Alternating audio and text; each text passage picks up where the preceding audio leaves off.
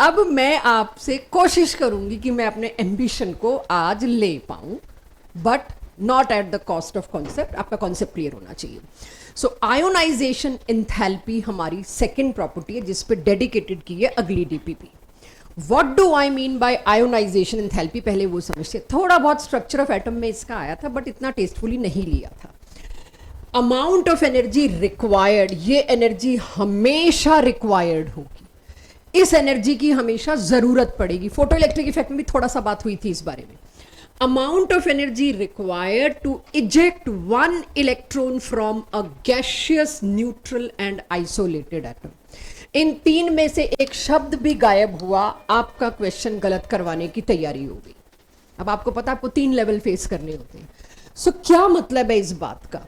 किसी भी एटम में सबसे लूजली बाउंड आखिरी electron, I am taking loosely bound, यहां नहीं मैंने मेंशन किया है, अब मैं थोड़ा सा उसको और इजी कर रही हूं। किसी भी एटम में सबसे बाहर वाले इलेक्ट्रॉन को निकालने के लिए कितनी एनर्जी की जरूरत पड़ेगी, that is called as ionization enthalpy. लेकिन इसमें तीन शब्द गायब किए भी मैंने। इन तीन के बिना आज के बाद कभी डेफिनेशन नहीं देंगे। वो एटम एक तो गैसियस होना चाहिए। क्यों गैसियस क्यों होना चाहिए उसको समझते हैं, वो मैंने यहां लिखा नहीं है। मान लीजिए आपने सॉलिड ले आए कोई चीज, सॉलिड में एटम्स क्या होंगे? कॉम्पैक्ट, एक दूसरे से बिल्कुल अट्रैक्टेड। तो इसके लूजली बाउंड इलेक्ट्रॉन को जब तुम निकालोगे तो ये सिर्फ इसके न्यूक्लियस से थोड़ी अट्रैक्टेड होगा, थोड़ा बहुत असर तो ये न्यूक्लियस भी डाल देगा। वेन डर वाल रेडियाई पढ़ के आए हैं हम, थोड़ा बहुत तो ये भी डाल देगा इस पे। तो मेरे को मजबूरी है निकालना है कितनी एनर्जी लगेगी एक एटम में से जब मैं most loosely bound outer most सबसे बाहर वाले इलेक्ट्रॉन को निकालूं। तो सबसे पहली शर्त तो क्या होगी? आसपास कोई इन्फ्लुएंसर्स नहीं होने चाहिए। अब तो इसके ऊपर भी एटम होगा, पीछे भी होगा, नीचे भी होगा, साइड में भी होगा, इतने सारे एटम के न्यूक्लियस इसको अट्रैक्ट कर रहे होंगे। तो फिर वो एक एटम की थोड़ी होगी आयोनाइजेशन एंथैल्पी। मुझे किसकी रिपोर्ट करनी? अकेले एक एटम की। तो इसीलिए मैंने इंश्योर किया वो चीज क्या हो? गैसियस हो। गैसियस और आइसोलेटेड एक ही सी बात हो गई। गैसियस के एटम ही आइसोलेटेड होते हैं, बट कहीं आप इन शब्दों में कंफ्यूज ना हो जाए इसलिए मैंने दोनों डाले। एक और चीज, न्यूट्रल। कैटायन एंड आयन के अंदर से इलेक्ट्रॉन निकालने की बात नहीं हो रही है, बात हो रही है एक न्यूट्रल एटम। आपकी डेफिनेशन में आज भी हम सब्जेक्टिव क्वेश्चन देंगे क्योंकि हम इतने मोटिवेट हो गए पिछले क्लास के इतनी बकवास सब्जेक्टिव आंसर्स देख के कि आज भी सबको लिखने का काम दिया जाएगा। ठीक है। सो गैसियस आइसोलेटेड वर्ड अगर गायब है, न्यूट्रल वर्ड अगर गायब है, तो आपके मार्क्स कटेंगे। ठीक है बच्चों। सो ये हुआ मेरे लिए आयोनाइजेशन एंथैल्पी। इसको जरा डायग्रामेटिकली समझते हैं। लास्ट क्लास में काफी बच्चों ने प्रॉमिस किया था अगले टेस्ट में डायग्राम जरूर बनाएंगे, तो अब जरा इसको समझते हैं ये क्या है डायग्राम। आपने एक गैसियस आइसोलेटेड एटम ले रखा है यहां पर। इसका एक आउटर मोस्ट इलेक्ट्रॉन न्यूक्लियस से अट्रैक्टेड है, जिसको आप पहले बाइंडिंग एनर्जी या फोर्स ऑफ अट्रैक्शन या थ्रेशोल्ड एनर्जी के नाम से ऑलरेडी जानते हैं। इसको कोई अमाउंट एनर्जी देना पड़ेगा। आप एनर्जी गिवर हो, it will ask for energy. जब एनर्जी देनी पड़ती है तो उसका एंथैल्पी, उसका डेल्टा एच क्या होता है? उसका डेल्टा एच का साइन होता है, हीट का साइन होता है पॉजिटिव। जब कोई चीज एनर्जी लेती है तो एनर्जी का साइन क्या होता था? पॉजिटिव।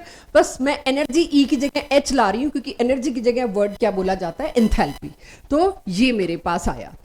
क्या ये चीज जो मैंने लिखी समझ आ रही है? ये क्या बना होगा बच्चों एक इलेक्ट्रॉन निकालने के बाद? कैटायन। और ये क्या बना है? ये क्या निकल के आया है? It is free electron. इस प्रोसेस के लिए जो एनर्जी चाहिए उसको क्या बोलते हैं? Ionisation energy. इतना क्लियर सब बच्चों को? चलो, ये स्ट्रक्चर ऑफ एटम के कुछ क्वेश्चन एन अवस्थी में या दूसरी बुक्स में हमने छोड़ दिए थे। लेवल 2 लेवल 3 में शायद कहीं मिले हो, आई थिंक, नहीं तो अब मिल जाएंगे दूसरी बुक्स में। तब ये क्वेश्चन मुझे दिखे थे, मैंने नहीं लिए थे कि मैं इसको पीरियोडिसिटी में लेती हूँ, मैं इसको स्ट्रक्चर ऑफ एटम में नहीं लेती हूँ। बहुत बड़ा चैप्टर है एक्चुअली।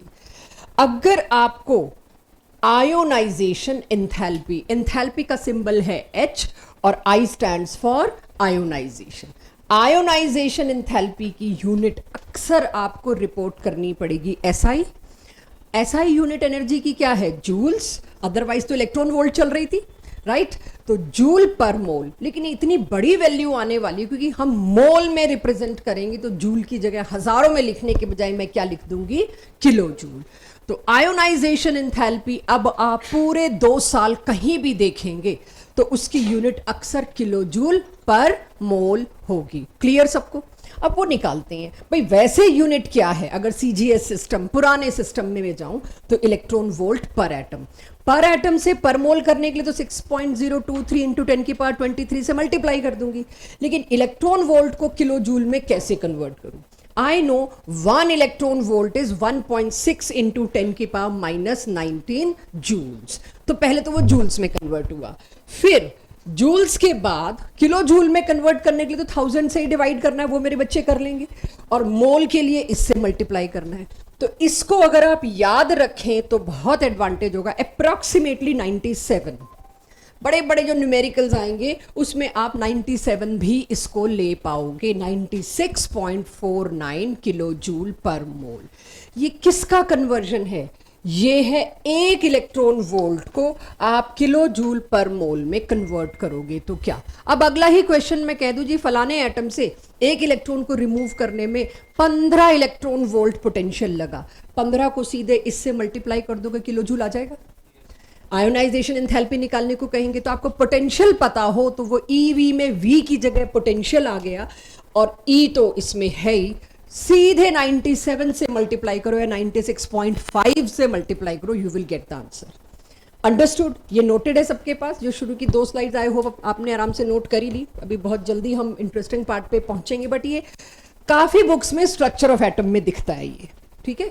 अब अगर 13.58 volt is applied to hydrogen atom, current का फ्लो स्टार्ट हो गया। करंट का फ्लो कब स्टार्ट होगा? जब इलेक्ट्रॉन निकलेगा, सर्किट पूरा होगा।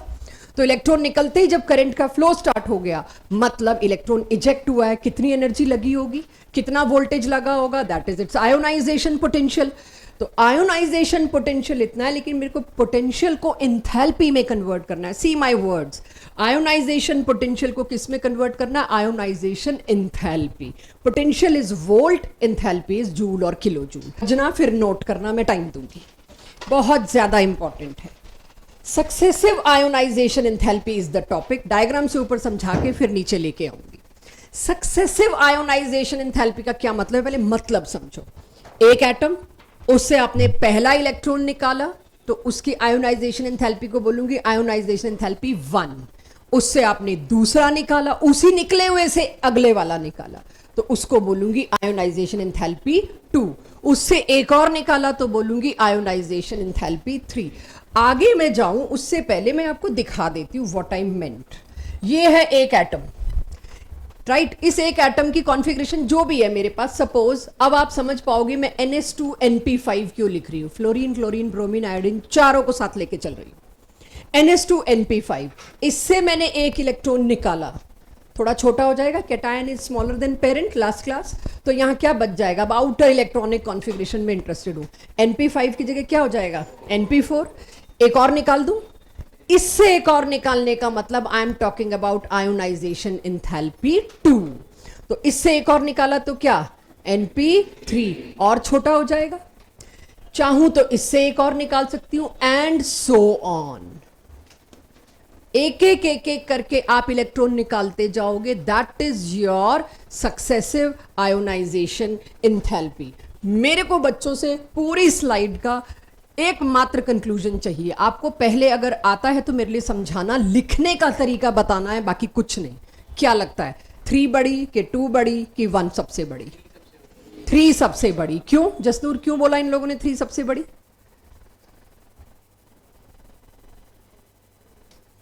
ना NP2 से नहीं आएगा। देखो बाकियों को टाइम मिलेगा, जिसको पूछ लो उसको नहीं पता लगता, फिर धीरे धीरे धीरे हाथ खड़े होने शुरू होते हैं। जी क्यों ज्यादा लगेगी? सवाल ही तो वही है ना। एक निकालने के बाद ये दूसरा निकाला है, 2 नहीं निकाले। Don't get confused. आप देखो पहले P5 को मैंने P4 किया है, पहला निकाला, फिर मैंने दूसरा निकाला, 2 नहीं निकाले। तो क्यों वो सारे कह रहे हैं आयोनाइजेशन एंथैल्पी 3 सबसे ज्यादा होगी? फिर बहुत बड़ा हो गया। और कुछ? एनायन आया ही नहीं सीन में। नहीं, एनायन कहाँ आया? एक एक इलेक्ट्रॉन निकलता जाएगा ना। और कुछ? अगर हाफ, मैं यहाँ पे कुछ और हाफ फील्ड वाला ना देती तो, इफ सो अब पूछ लेती हूँ।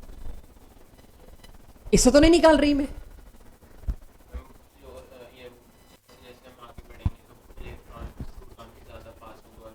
वही मतलब proton is to electron ratio, नहीं पास ज्यादा होगा। पास क्यों ज्यादा होगा? करेक्ट। कम होती जा रही है, एक एक निकलता जा रहा है। हाँ, साइज नहीं पूछ रही बच्चा, I am not asking size, I am asking ionisation enthalpy 3 सबसे ज्यादा क्यों हुई। सबसे ज्यादा का मतलब वही पूछती हूँ, सबसे ज्यादा का मतलब ये इलेक्ट्रॉन निकालना सबसे मुश्किल क्यों हुआ बाद वाला? हाँ, क्या क्यों फोर्स ऑफ अट्रैक्शन को क्या हुआ? वही मतलब proton is to electron ratio ही ना, वो तो एक आ गया कहीं से मेरे पास। मैं कह रही हूं क्या कोई और तरीका है ना? कनफ रुको, कोई और तरीका है? हाँ मोक्ष, proton is to electron ratio को आप अलग अलग भाषा में बोल के दे रहे हैं। क्या प्रोटॉन की गिनती इलेक्ट्रॉन की गिनती के अलावा कुछ और धैर्य बता सकते हो? कुछ और बड़ा एविडेंस है एंजल, कुछ और?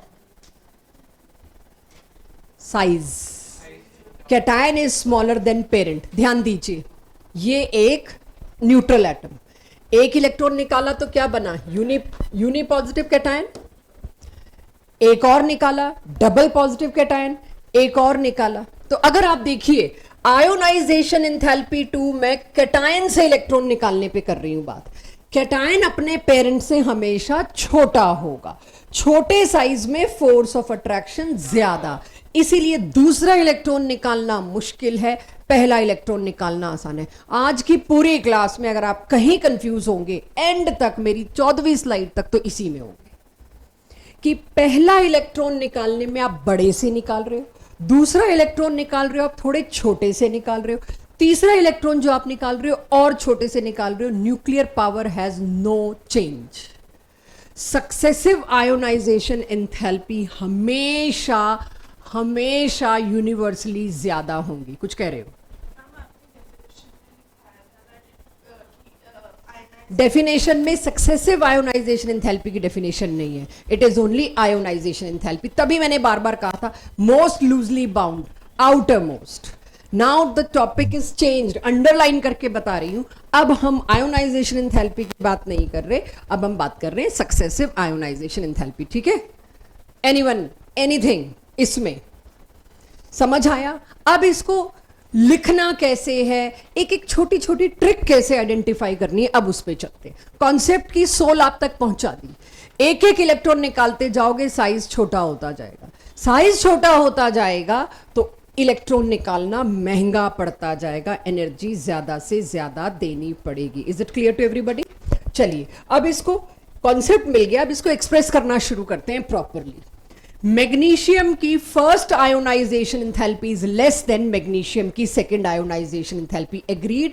True, false, assertion, reason, correct statement, incorrect statement, उसमें पकड़ लोगे कि मैग्नीशियम की सेकंड आयोनाइजेशन एंथैल्पी ज्यादा होगी फर्स्ट के। ये बात यूनिवर्सली एप्लीकेबल है, छोड़ो मैग्नीशियम, हर जगह एप्लीकेबल है ये बात, no exception. When I am saying no exception, I am saying it confidently. For complete 2 years you won't find anything denying this. Done? आगे चलूं तो ये लिखने के बाद अब मुझे मुद्दा समझना है। आई होप ये सबके पास है।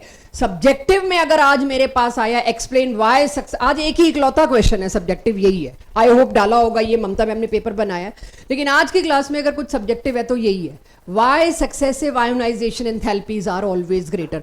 बिना डायग्राम, बिना एग्जाम्पल के अगर आप देते हैं तो आपके मार्क्स नहीं पूरे आएंगे, आप कितना लड़ भिड़ लो। ठीक है? तो मैंने मैग्नीशियम के केस से सिर्फ आपको एक बात बतानी चाहिए, किस चीज पे ध्यान देना है आंसरिंग में। ध्यान देना है कॉन्फ़िगरेशन पर। जो ट्रिकी, जो गंदे केस आएंगे, अब टिल आखिरी क्वेश्चन पे भी आपको इस पे जवाब मिलेगा जो आज की स्लाइड का है। सो पॉइंट यहां ये है कि सक्सेसिव आयोनाइजेशन एंथैल्पी या एक भी इलेक्ट्रॉन निकालते वक्त अगर आपने कॉन्फ़िगरेशन नहीं सोची तो ये डीबीपी छोड़ दीजिएगा। कॉन्फ़िगरेशन सोचनी, लिखनी इज मस्ट। अंडरस्टूड? तभी लिखी है तो कॉन्फ़िगरेशन पे आपकी कमांड अब होनी चाहिए। सो अब मैं आ जाती हूं सक्सेसिव आयोनाइजेशन एंथैल्पी के बारे में और डिटेल लेके। अब तक मैंने आपको यहां पहुंचाया। Ionisation enthalpy 3 is greater than 2, 2 is greater than 1। आप 1 2 3 सबस्क्रिप्ट में लिख लो, सुपरस्क्रिप्ट में लिख लो, उससे कोई फर्क नहीं पड़ेगा। रोमन नंबर में लिखो, इंग्लिश नंबर में लिखो, कोई फर्क नहीं पड़ेगा। सो 1 2 3 में हमेशा आपको ये देखने को मिलेगा always first ionization enthalpy, second, third. Definition clear होगी, पहला इलेक्ट्रॉन निकालना। एंड गुड दैट क्लास के शुरू में एक कंफ्यूजन आ गया, सेकंड आयोनाइजेशन एंथैल्पी का मतलब 2 इलेक्ट्रॉन निकालना नहीं है। सेकंड आयोनाइजेशन एंथैल्पी का मतलब दूसरा इलेक्ट्रॉन निकालना है, पहला निकल चुका है। अच्छा, दूसरा पहले नहीं निकाल सकते, ऐसा मत करना कभी कि पहला निकाले बिना हम दूसरा निकाल सकते, नॉट अलाउड। निकलेगा पहले पहला ही, मतलब ऐसी उल्टी गंगा मत बहाना। चलिए एक एग्जाम्पल के थ्रू बहुत अच्छा और डिटेल समझते हैं। आप ये सोचिए, आखिरी स्लाइड्स पर आपको ये क्वेश्चन देने होंगे, इन तीनों में सेकंड आयोनाइजेशन एंथैल्पी किसकी ज्यादा, फर्स्ट आयोनाइजेशन एंथैल्पी किसकी ज्यादा, दोनों एलिमेंट्स के एटॉमिक नंबर का सम रिपोर्ट करो, इंटीजर टाइप जेई। ये होंगे क्वेश्चन। तो ये तो शुरुआत होगी क्वेश्चन की, आयोनाइजेशन एंथैल्पी पहचानना। मैंने ऑक्सीजन लिखा है, सही कॉन्फ़िगरेशन। अब उसको ड्रॉ भी कर देती हूं मैं एक बेसिक क्लियर करने के लिए फिर से। पहले चैप्टर स्ट्रक्चर ऑफ एटम में मैंने आपको इलेक्ट्रॉन भरना सिखाया, इस चैप्टर में आपको इलेक्ट्रॉन निकालना बहुत डेप्थ में सिखाएंगे। इनमें पहला कौन सा इलेक्ट्रॉन निकलेगा, most loosely bound outer most, यही बोला था मैंने। अब पी में तो चारों लूजली बाउंड होंगे जी, बाहर वाला तो 2p है।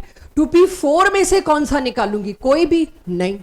जहां लड़ाई झगड़ा है, जहां नेचर के खिलाफ कुछ है, नेचर क्या चाहेगा, रिपल्शन कम से कम हो। तो कौन सा इलेक्ट्रॉन सबसे सस्ते में निकलेगा, जो ऑलरेडी रूम शेयर कर रहा है, पेयरिंग वाला, जो ऑलरेडी पेयर्ड है। पेयर्ड इलेक्ट्रॉन निकलने को तैयार है, एक ऑर्बिटल में दूसरा ऑपोजिट स्पिन लिए बैठा हुआ है। It will wish to get out, क्योंकि हमें पता है सिंगल और उसमें स्पिन आ जाएंगी, मल्टीपल स्पिन जो स्पिन ऐड होंगी वो हमेशा फेवरेबल है, सब्ट्रैक्ट नहीं होगी कोई, तो ये बाहर निकल जाएगा। एक इलेक्ट्रॉन निकालने के बाद अगला चैप्टर जो है ना केमिकल बॉन्डिंग, वो इस पे है सारा। अगला चैप्टर यहीं से शुरू हो गया है आपका, कि आपको ये पता हो निकालोगे तो कौन सा इलेक्ट्रॉन बॉन्डिंग में पार्टिसिपेट करने कौन सबसे पहले कूद के जाएगा, अगले चैप्टर में आप ही बताओगे। अनपेयर्ड वाले को तो नहीं मैम, पेयर्ड वाले को पहले जाना चाहिए। खैर लेट्स नॉट डिस्कस दैट। अभी कौन बाहर निकलना चाहेगा, जिसको थोड़ा सा दिक्कत हो रही है, दिक्कत इसे हो रही है, निकल गया बाहर। अब कौन सा, लूजली बाउंड आउटर, इसके अंदर थोड़ा सा ही सही एनर्जी गैप तो है 2s 2p में। किसकी एनर्जी ज्यादा है, कौन न्यूक्लियस के ज्यादा नजदीक है, 2s, कौन न्यूक्लियस से दूर है, 2p। तो दूसरा इलेक्ट्रॉन ये वाला नहीं जाएगा, क्योंकि इसकी एनर्जी यहां से निकालने में फाइट ज्यादा मारनी पड़ेगी, तभी तो ये इसके अंदर भरा, उसके बाद ये भरना शुरू हुआ। नेचर इसको सपोर्ट ज्यादा कर रहा है भरने के लिए, तो नेचर इसको निकालेगा क्यों, कहेगा पहले 3 निकालो। अगर इसमें भरना फेवरेबल होता, इसमें रहना बिना इसको भरे, तो पहले ही ना आगे आ गया होता। तो अब इन तीनों में से कौन सा निकलेगा, any1। तो दूसरा इलेक्ट्रॉन निकालते वक्त मैंने क्या ध्यान दिया, वही ध्यान मेरे को तीसरा इलेक्ट्रॉन निकालते वक्त देना है, वही ध्यान मेरे को चौथा इलेक्ट्रॉन निकालते वक्त देना है। तो this is how ionisation enthalpy successive obviously works. कौन सा इलेक्ट्रॉन निकलेगा, ये इस चैप्टर में तो आपको पेन नहीं देगा, आगे आने वाली इनऑर्गेनिक केमिस्ट्री में पेन दे सकता है, इसलिए बेसिक क्लियर करके चल रही हूं। डन एवरीबॉडी जी। कौन से, ये तभी तो नहीं निकलेंगे ये दोनों बेटा, 2p6 तो नहीं हुआ, ये दोनों स्टेबल नहीं हुए, ये दोनों रिपल्शन झेल रहे हैं। एक ही ऑर्बिटल में जब 2 इलेक्ट्रॉन है, आप एक चीज बताओ, आपने तो हुन्स रूल और उस सबके मल्टीप्लिसिटी वाले रूल को ही खराब कर दिया। अगर ये दोनों ज्यादा स्टेबल होते तो फिलिंग यू ना होती। क्यों फिलिंग में पहले सारे सिंगली ऑक्यूपाइड थे, क्योंकि एक ही ऑर्बिटल में 2 नेगेटिवली चार्ज इलेक्ट्रॉन्स वो रिपल्शन देंगे।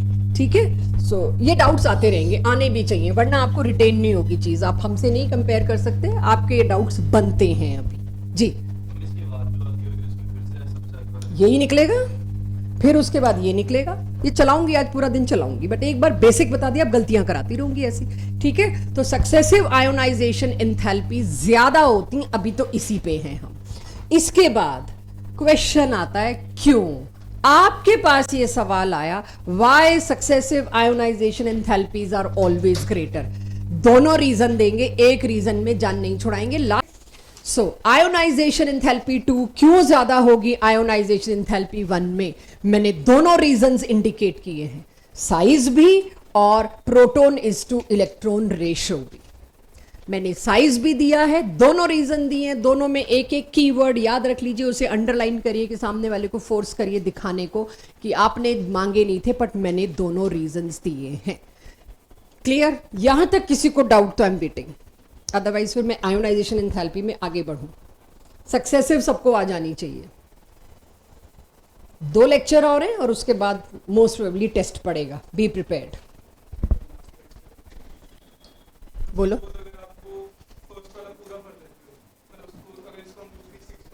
आएगा, आगे आना है वो चीज, नोबल गैसेस। कुछ भी अभी तुम क्वेश्चन नहीं क्रिएट करो, वो सारे क्रिएटेड हैं आगे, ठीक है?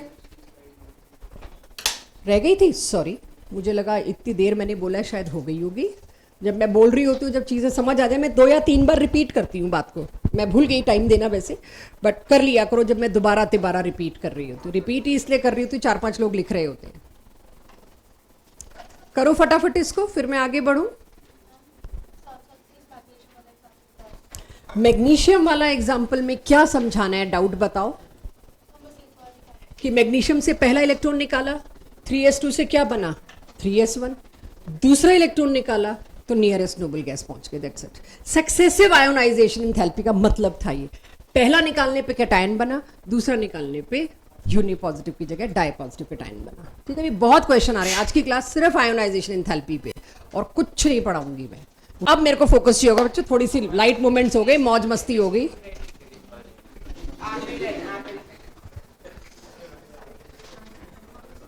अब आज की सारी क्लास में 3 बच्चों पे मेरी ज्यादा निगाह रहेगी। तुम बात करो, मुझे नहीं पता, मैं 5:30 छोड़ूंगी क्लास। टॉपिक तो पूरा करना है जी, एम्बिशन लेके आएंगे।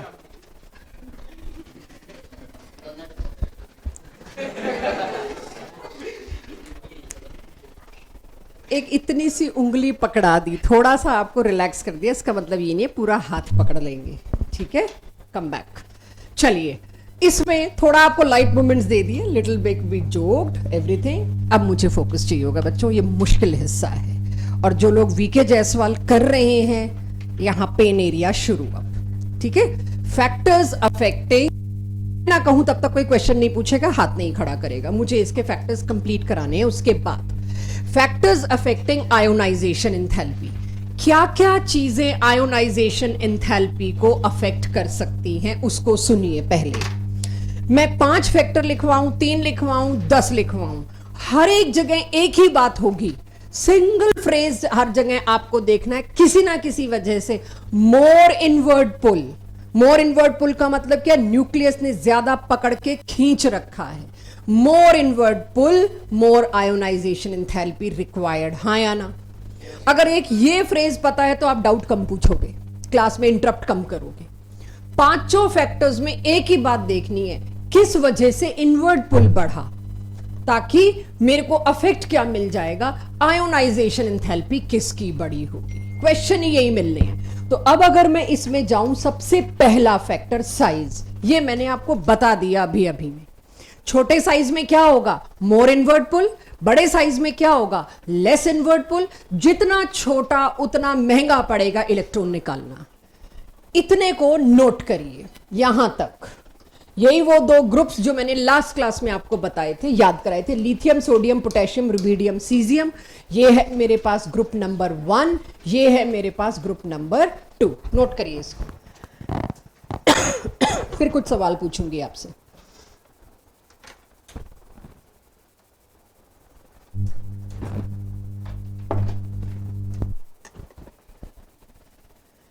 जितना ज्यादा इनवर्ड पुल होगा, और वो किस में होगा, छोटे साइज में। जितना छोटा साइज उतना ज्यादा इनवर्ड पुल, उतना ही इलेक्ट्रॉन निकालना मुश्किल, महंगा, यानी आयोनाइजेशन एंथैल्पी इज हायर।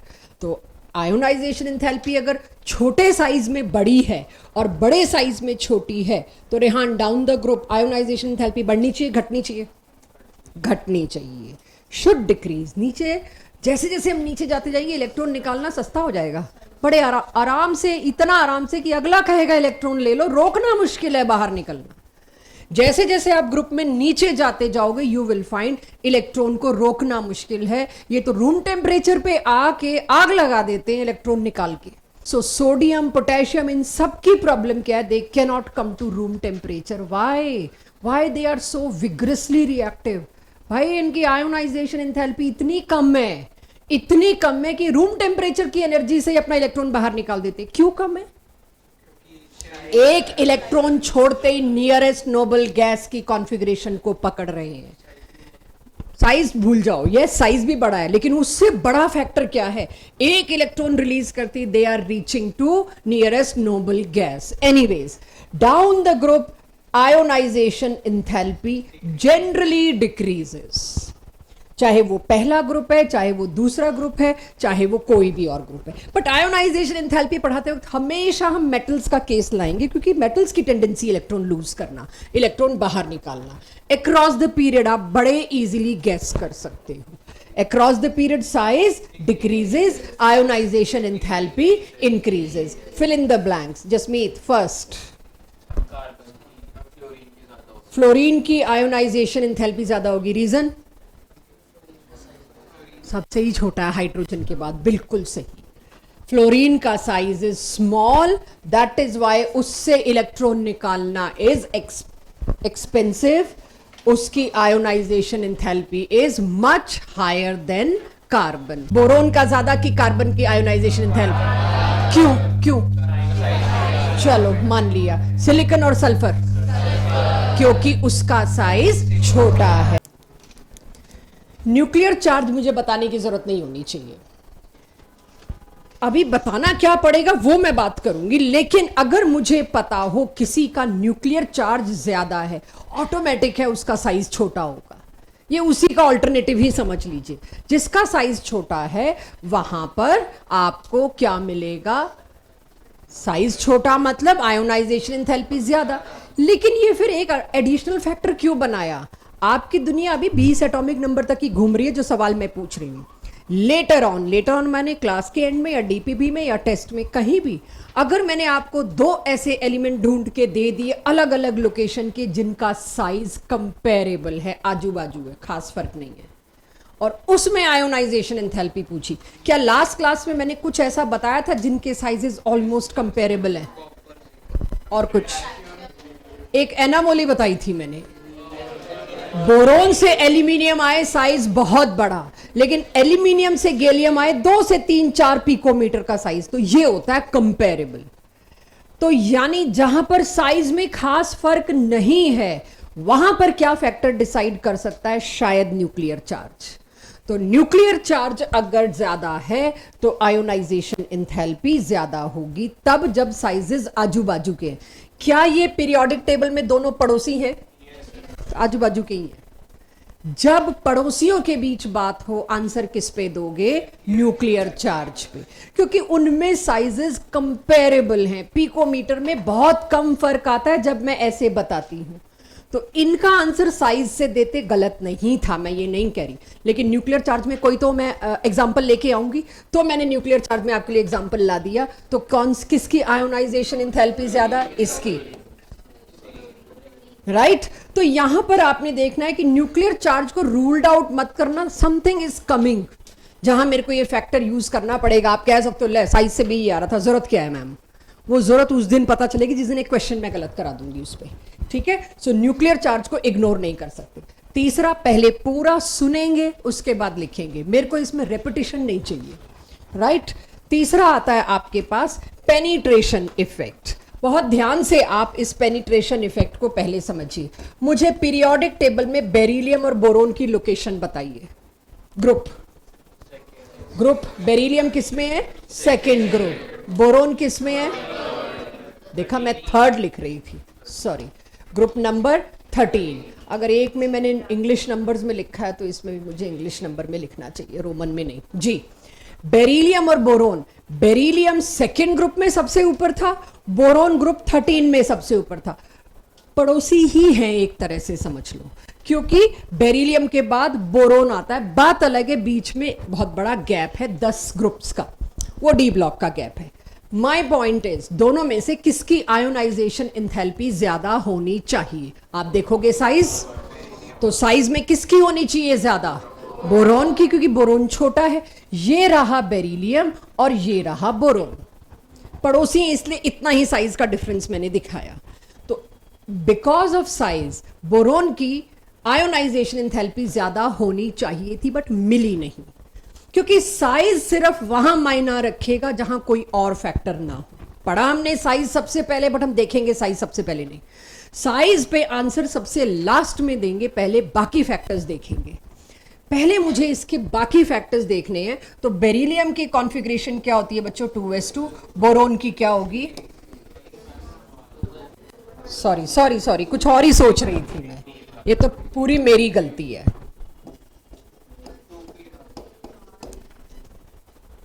एक में इलेक्ट्रॉन निकालना है 2s से, इसमें इलेक्ट्रॉन निकालना है 2p से। सडनली मैं क्या देख रही हूं, 2s के बाद 2p से इलेक्ट्रॉन निकालने की बारी आई। अच्छा, 2s की ज्योमेट्री बहुत ही ज्यादा सिमेट्रिकल है, मोर नियर टू न्यूक्लियस। आप जानते हैं s is spherical, p is dumbbell. p में इलेक्ट्रॉन इतना अट्रैक्शन फील ही नहीं कर सकता, न्यूक्लियस के पास तो उसकी प्रोबेबिलिटी 2 एक्सिस में तो 0 है। तो जितना इलेक्ट्रॉन का अट्रैक्शन न्यूक्लियस की तरफ होगा s में, उतना p में नहीं होगा। इस पूरे लैंग्वेज के लिए एक शब्द दे दिया गया, s is more penetrated inside as compare to p। अगर 2 का ही s और p मेरे को एक साथ बनाना होता, अगले चैप्टर्स में यही करेंगे, अगर मेरे को 2s, ये 2s है, इसी का 2p बनाना होता तो ये है 2s के अंदर 2px, 2py, 2pz, ये है 2x और 2p के तीनों एक साथ। न्यूक्लियस तो दोनों का सेम है। बेरिलियम में 1s होगा, 1s और छोटा बना सकती थी बट कंफ्यूजन ना हो जाए। तो 2s ये रहा, इसके 2p देख रहे हो, कौन more penetrated inside the atom and near to the nucleus? 2s। इसीलिए जब कंपैरिजन ऐसा आए, एक में इलेक्ट्रॉन तुम 2s से निकाल रहे हो, एक में तुम 2p से निकाल रहे हो, साइज में कोई खास फर्क नहीं है, तो 2s वाले को निकालने में खर्चा ज्यादा पड़ेगा, आयोनाइजेशन एंथैल्पी ज्यादा होगी। अब s electron is more penetrated inside the nucleus, इसीलिए उस पे न्यूक्लियर का फोर्स अट्रैक्शन ज्यादा है। फोर्स ऑफ अट्रैक्शन ज्यादा है तो आयोनाइजेशन एंथैल्पी भी ज्यादा होगी। नोट करिए इसको, ये एनसीईआरटी बैक एक्सरसाइज के क्वेश्चन। यस, और नेबर्स के साइजेस कंपेरेबल होते हैं अक्सर। अभी it is little early to ask कि हम कहां लगाएंगे, अभी पांचों फैक्टर होने दो, फिर मैं आपको ऑर्डर बताऊंगी, सबसे पहले क्या देखना फिर क्या देखना। इट इज लिटिल अर्ली, मैं मानती हूं ये क्यूरियोसिटी आ रही होगी क्या क्या देखें कहां देखें, वो जब तक मैं 8-10 क्वेश्चन नहीं कराऊंगी आपको पता नहीं लगेगा, इसीलिए मैं अभी वो नहीं बता रही। अभी इंडिविजुअल फैक्टर्स को कंपेयर करो बस अपने आप से, आगे आके नहीं, पांचों को एक साथ लाएंगे फिर आपको पता लगेगा क्या ऑर्डर लेना है आपको। लेकिन आजू बाजू वालों में साइज मत ही लीजिएगा जब तक कोई और फैक्टर लग रहा हो। जहां कोई फैक्टर नहीं लग रहा वहां साइज लाइएगा। तो देखना ध्रुव, मोर पेनिट्रेटेड, लेस पेनिट्रेटेड, ये बाहर की साइड है, इससे निकालना आसान, ये अंदर की साइड है, इससे निकालना मुश्किल। इसीलिए बड़ा साइज होते हुए भी बेरिलियम की आयोनाइजेशन एंथैल्पी ज्यादा है, छोटा साइज होते हुए कम है। इसमें छोटा साइज है, कह सकती हूं ये बात, छोटा साइज है बोरोन का, इसकी आयोनाइजेशन एंथैल्पी क्या होनी चाहिए थी? ज्यादा, लेकिन इसकी आयोनाइजेशन एंथैल्पी क्या हुई? छोटे की कम। Something is missing. Yes, penetration effect was missing. तो छोटे की कम अगर है तो नोट करने वाली बात है। छोटे में तो इन्वर्ट पुल ज्यादा है, उसकी तो हमेशा ज्यादा होनी चाहिए थी निकालने में खर्चा हमारा, आयोनाइजेशन एंथैल्पी। Note down. और किसी को ये बिल्कुल ही ना जमे तो मैंने डायग्रामेटिकली भी शो कर रखा है, 2s अंदर की साइड है, 2p बाहर की साइड है। तो अक्सर इस क्वेश्चन को ऐसे पूछते हैं, boron is small than beryllium, still its ionization enthalpy is less. क्यों? जैसे मैम आपने बेरिलियम और बोरोन में बताया, फिर तो मैग्नीशियम एल्यूमिनियम में भी होगा। यस, बिल्कुल।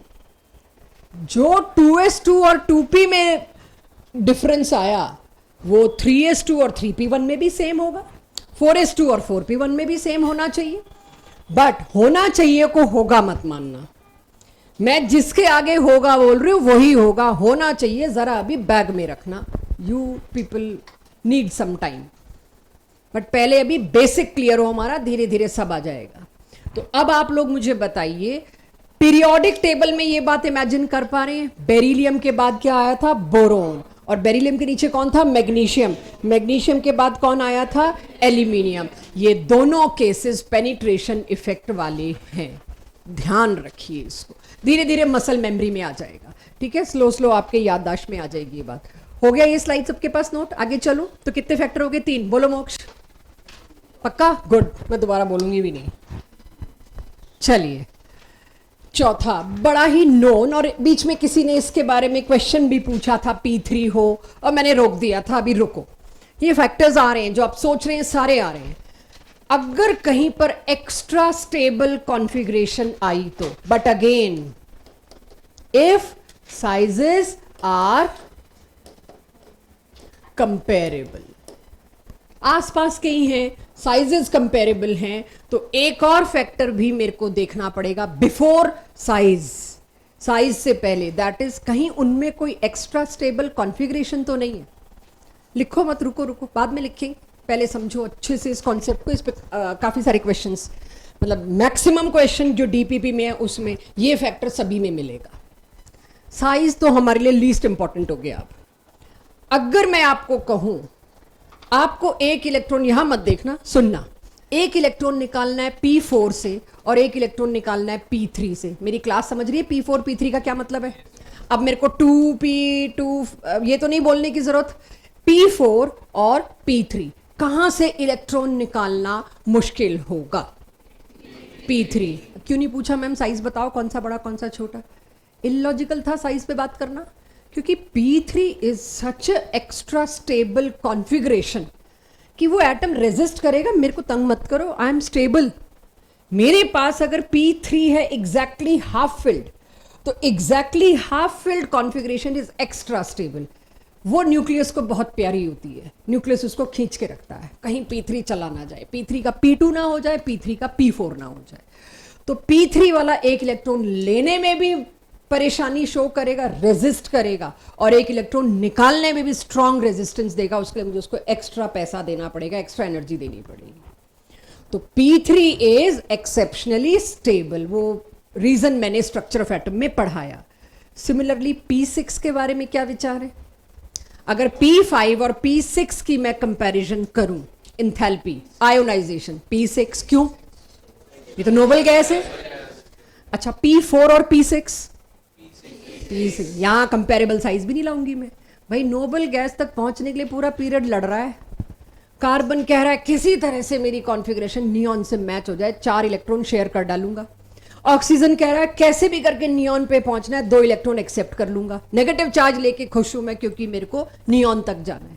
तो नोबल गैस कॉन्फ़िगरेशन के लिए इतनी फाइट है, तो तुम नोबल गैस वाले की आयोनाइजेशन एंथैल्पी तो एक्स्ट्रा एक्स्ट्रा एक्स्ट्रा हाई होगी, सबसे ज्यादा होगी अपने पूरे पीरियड में।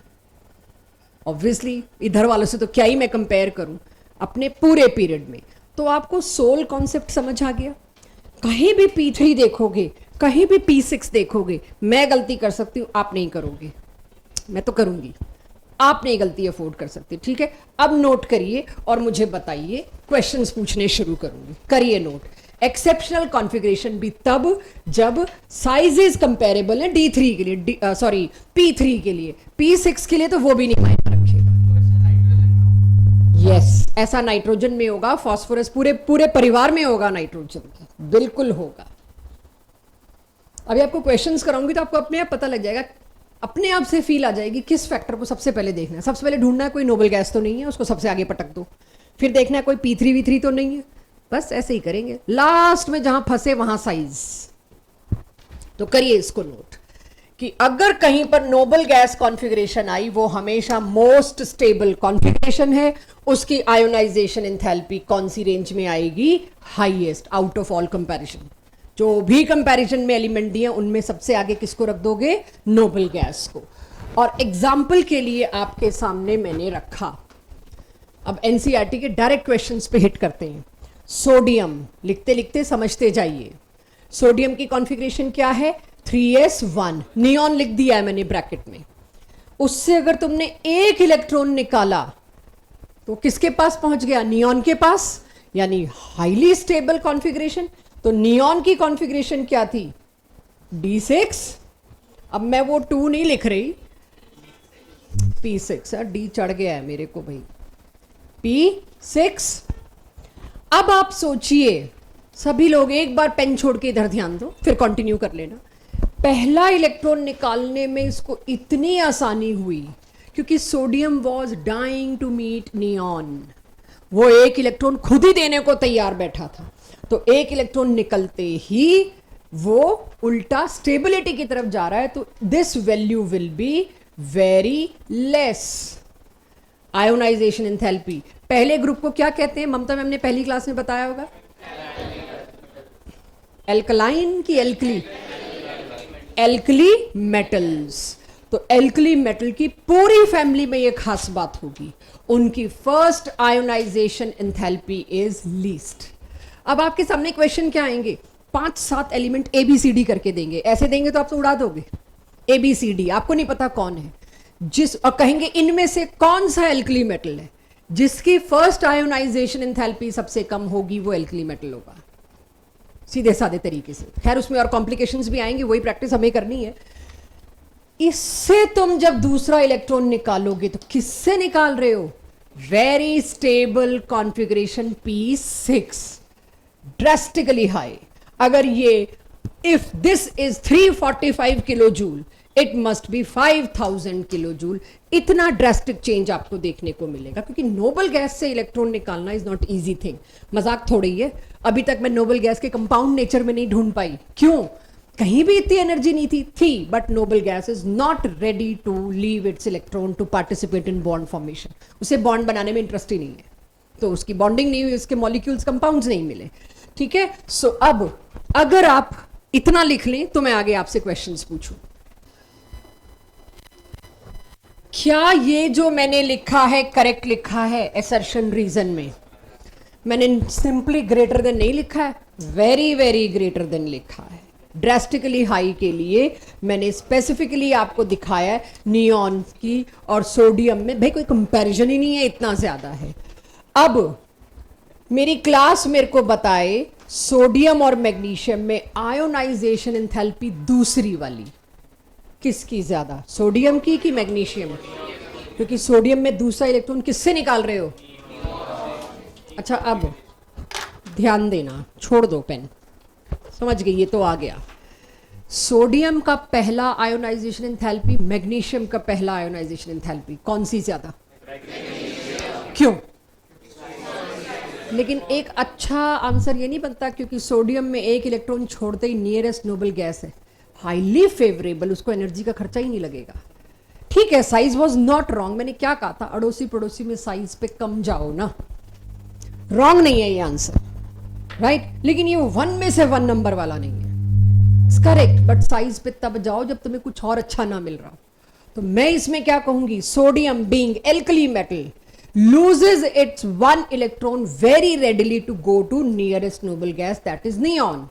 Magnesium alkaline earth metal. अब मेरे आंसर में मैंने इंटेलिजेंटली क्या फिट कर दिया, ग्रुप के नाम भी, तो सामने वाले को लगेगा एक नंबर में ये बच्चा सोडियम बीइंग एल्कली मेटल लिख रहा है। आपको नॉक नॉक करना पड़ता है सामने वाले को। मेरे को आता है, हेलो आपने कम पूछा है, बट मेरे को आता है। और आप में से किसी एक की कॉपी पहले मेरे जैसे इंसान की कॉपी चेक हो गई, आपका तो नुकसान हो गया। तो सब्जेक्टिव चेकिंग इज रिलेटिव। कोई एक कीड़ा हो किसी को और वो अच्छा आंसर लिख दे, सारों पे आती है उसकी मुसीबत। जब तक सब्जेक्टिव चेकिंग रिलेटिव है, आपको ये सीखना पड़ेगा कि आपकी कॉपी होनी चाहिए वो वाली जिसके बाद सबके नंबर अगला सोचे यार इसको 1 में से 1 देना पड़ रहा है इतने अच्छे आंसर को, जबकि इसको 1 में से 1.5 देना है। अब 1 में से 1.5 तो पॉसिबल नहीं है, वो पिछले सबके आधे नंबर काटेगा। इसको तो 1 मिलना चाहिए, ये भी वही क्लास का बच्चा, जब इसको 1 मिलना चाहिए तो बाकियों के सबके आधे आधे आधे फिर कटेंगे। This is how relative checking is done in. जितने भी आयोनाइजेशन एंथैल्पी के आंसर तुम लोग दोगे बिना कॉन्फ़िगरेशन के दोगे तो I will not accept. Configuration के साथ देने, वरना तुम सबको साइज पे टांग दोगे। साइज पे टांगना मैं नहीं चाहती। बेरिलियम और लिथियम में क्या रीजन दोगे भाई?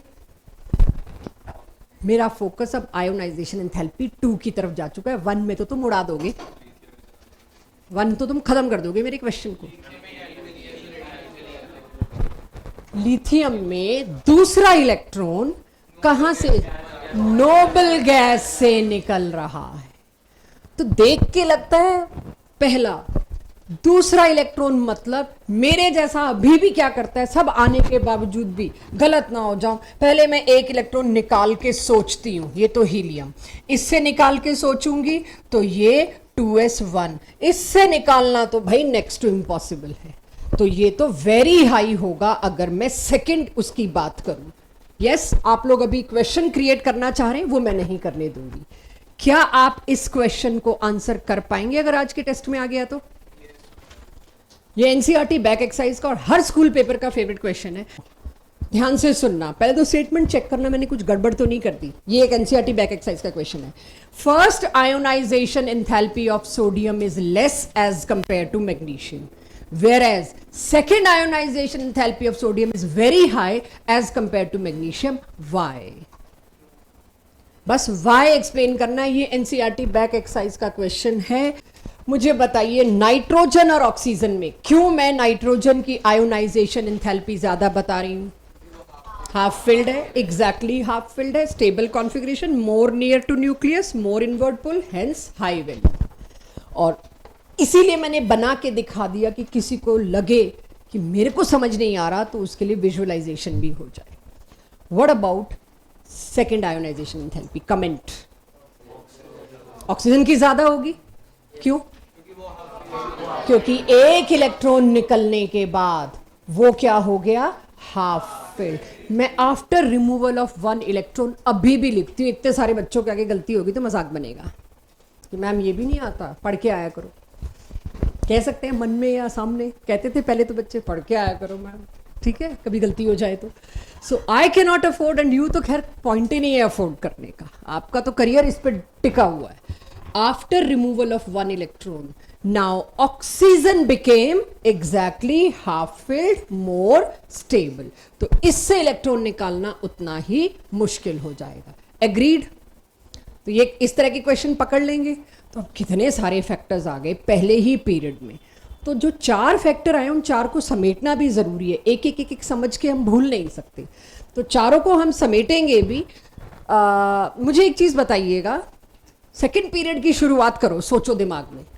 Second period, lithium, beryllium, boron, carbon, oxygen, nitrogen, nitrogen, oxygen, fluorine.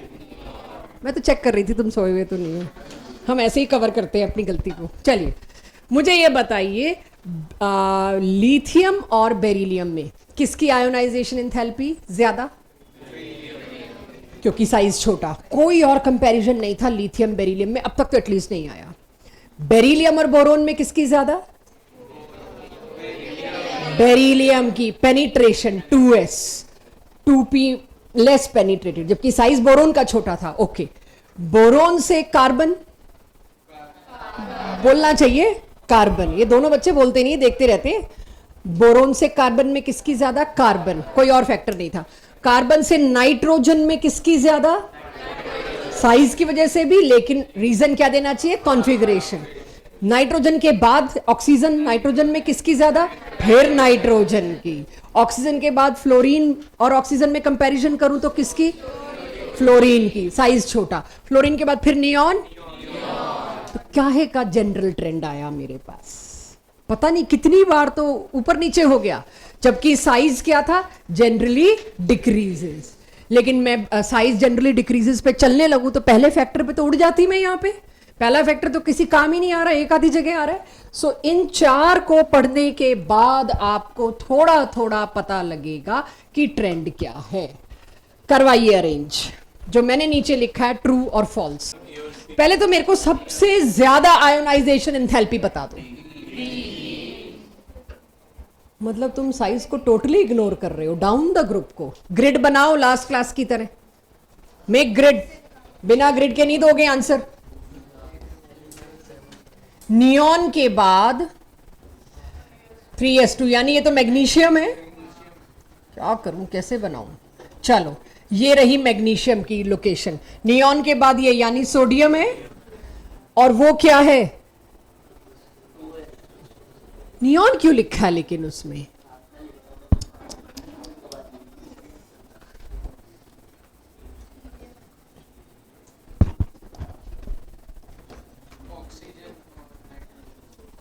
जी, अब पीरियोडिक टेबल के कहीं इधर की साइड होता है नाइट्रोजन और ऑक्सीजन। थोड़ा सा मैंने ग्रिड से location they the.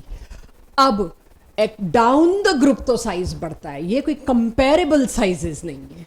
Down the group size बढ़ता है तो बड़े साइजेस, और वैसे भी मेटल्स हैं भाई, वैसे भी मेटल्स है तो इनकी तो कम ही होगी आयोनाइजेशन एंथैल्पी।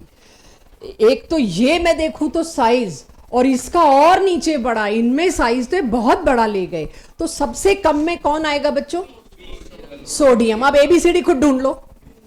तो सबसे कम में कौन आया? बी। सबसे ज्यादा में कौन आ रहा है? ऑब्वियसली। तो सबसे गंदे एग्जाम्पल्स वो होंगे जिसमें दो एलिमेंट एक पीरियड के, दो एलिमेंट दूसरे पीरियड के। तो सीधा साधा कॉम्बिनेशन ना बना सकें बच्चे। तो आपको सबसे पहले क्या काम करना होगा? Locate period. ये सेकेंड पीरियड है, ये थर्ड पीरियड है। थर्ड पीरियड वालों को आगे रख दो, मतलब आगे इन द सेंस कि सबसे कम की रेंज में थर्ड आएंगे। अब वो ऑर्डर इंक्रीजिंग डिक्रीजिंग डिपेंड करेगा। थर्ड पीरियड वालों की आयोनाइजेशन एंथैल्पी हमेशा कम होगी एज कंपेयर टू सेकेंड। और अब जो फैक्टर पड़े वो लगाओ इनमें। एक हाफ फिल्ड है तो उसकी तो सबसे ही ज्यादा होगी, और इन दोनों में आपको पता है एक एल्कली मेटल है, एक एल्कलाइन अर्थ मेटल है, तो अब कंपैरिजन लगा लेंगे। करने का तरीका बेहद जरूरी है, आंसर तो मैं बाद में देखूंगी। अंडरस्टूड? सेकंड वाले पे करना कोशिश।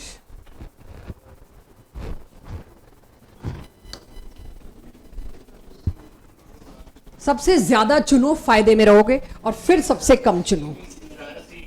सबसे ज्यादा तो आंख बंद करके हर कोई सी पकड़ रहा है।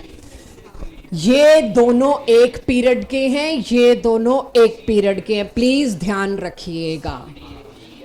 यस प्रभु, डाउट बोलो।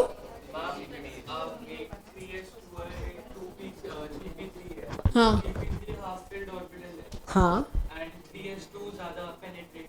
पेनिट्रेटेड भी मैंने आजू बाजू वालों में कही। कंपेरेबल साइजेस, पेनिट्रेशन कहां था? जहां 2s2 2p, 3s2 3p, 4s2 4p, उन जगहों पे है पेनिट्रेशन, बिल्कुल पड़ोसी में जहां ऑर्बिटल जस्ट बदल रहा है। करो ट्राई।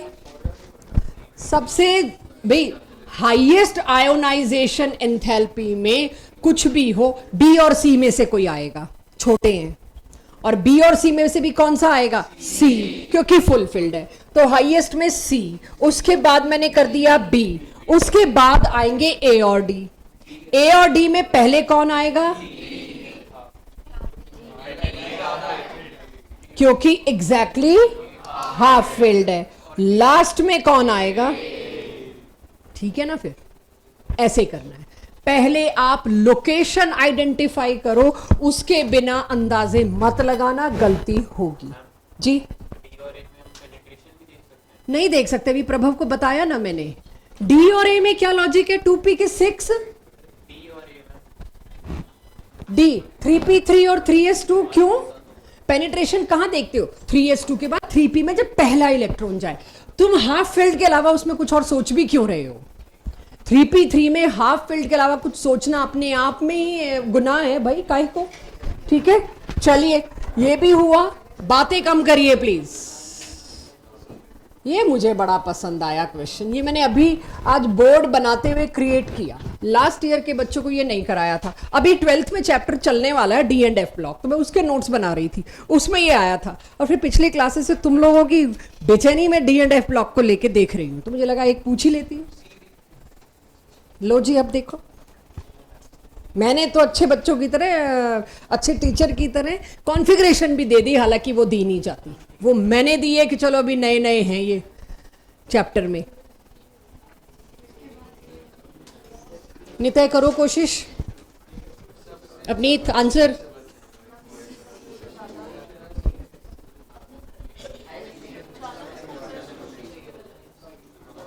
माहिर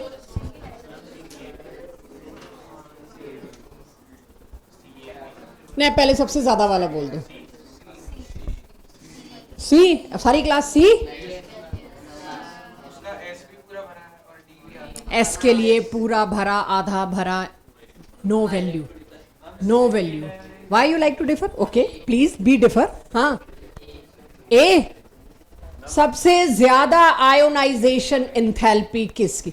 भाई अब कंपेयर, हाँ जी बोलो, बताना चाह रहे हो कुछ? सबसे पहले देखो डी एग्जैक्टली हाफ फिल्ड कहां है। दो केस दे दिए मैंने, दो ऐसे केस दे दिए जहां पर 3D5 मेरे को मिला है। अब जब मेरे पास बातें नहीं भाई, दो केसेस के अंदर कंपेरेबल सिमिलर कॉन्फ़िगरेशन आ गई, दोनों D5, तब जाऊंगी साइज पे। पहला फैक्टर क्यों पढ़ा है? जब दोनों में कॉन्फ़िगरेशन भी सिमिलर आ गई, D5 both are highly stable, तो आंसर किस पे दूंगी? Size. Across the period size घटता है, तो मेरे हिसाब से 25 वाले का साइज छोटा होगा, 24 वाले का थोड़ा बड़ा होगा। Half filled as well as छोटा साइज। कौन डोमिनेट कर गया? आगे तो आप कर लोगे। सेकंड निकालनी है, पहले फर्स्ट पे एग्री करो। माय बैड, फर्स्ट पे पहले एग्री करिए। पहले जो मैंने बताया फर्स्ट पे नहीं यार, फर्स्ट नहीं, फर्स्ट ही निकालनी थी। तुमको सेकंड अभी नहीं दे सकती, ये 12th के लिए है। क्यों? आ जाओ, 12वीं में अभी हो रहा है चैप्टर शुरू।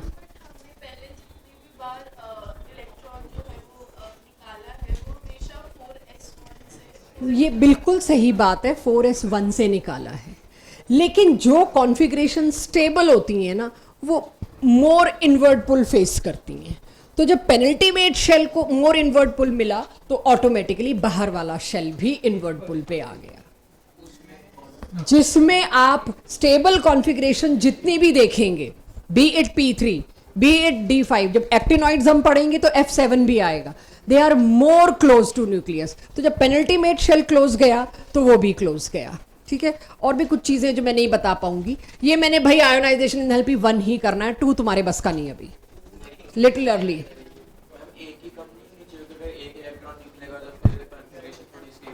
क्या यार, D5 कोई नियरेस्ट नोबल गैस है? अपनी मर्जी से ना, मैंने आज तक नहीं। नोबल गैस हाफ फील्ड के लिए कोई बेचैनी नहीं हो रही किसी को। हाफ फील्ड है तो स्टेबल जरूर है, बट हाफ फील्ड के लिए कहीं होड़ नहीं लगी पड़ी कि भाई हमें हाफ फील्ड के लिए अपने इलेक्ट्रॉन लूज करने हैं, गेन करने हैं। वो सिर्फ नोबल गैस के लिए। ठीक है, all of you, D block की एक झलक मात्र दिखा दी आपको। कोई रीजन है इसके लिए अलग चैप्टर रखा हुआ है। Still as promised I will be taking 1 class on D block size and ionization enthalpies, वो मैं जरूर लूंगी। ठीक है, इस चैप्टर के एंड में वो ऑप्शनल होगी, जिसको नहीं आना मत आना। पांचवा और आखिरी effect for ionization enthalpy, very new to you, और ये इफेक्ट एक ही बार पूरे 2 साल में तसल्ली से पढ़ाया जाता है इस चैप्टर में। इसके बाद सिर्फ पूछा जाता है या एज्यूम किया जाता है आता ही होगा, राइट? तो ये आता ही होगा वाली एजम्पशन में आप लोग थोड़ा फिट होइएगा। इसको लिखो मत, पहले समझो फिर लिखना, ये थोड़ा डिटेल्ड है।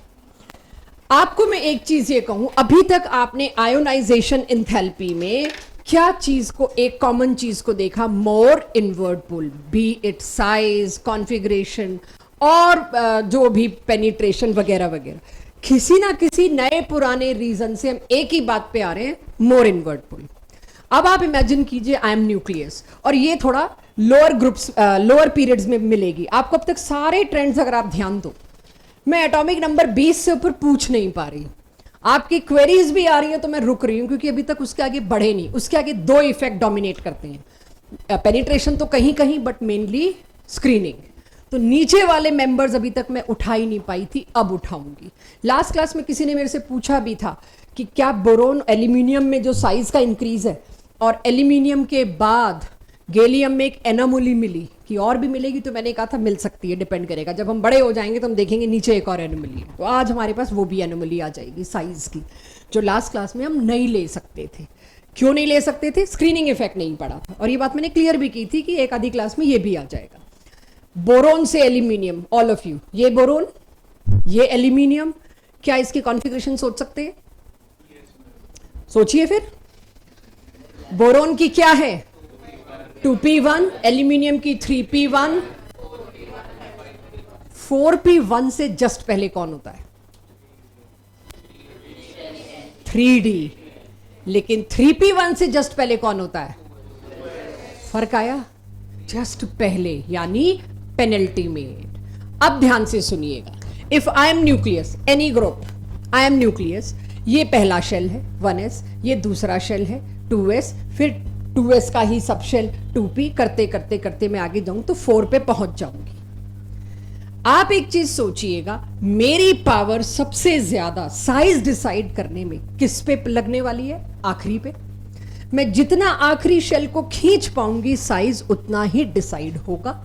शुरुआत वालों को तो जो मिल रहा है अट्रैक्शन मिल रहा है, लेकिन साइज कौन डिसाइड करता है? वैलेंस शेल पे मैं कितनी पहुंच पाई।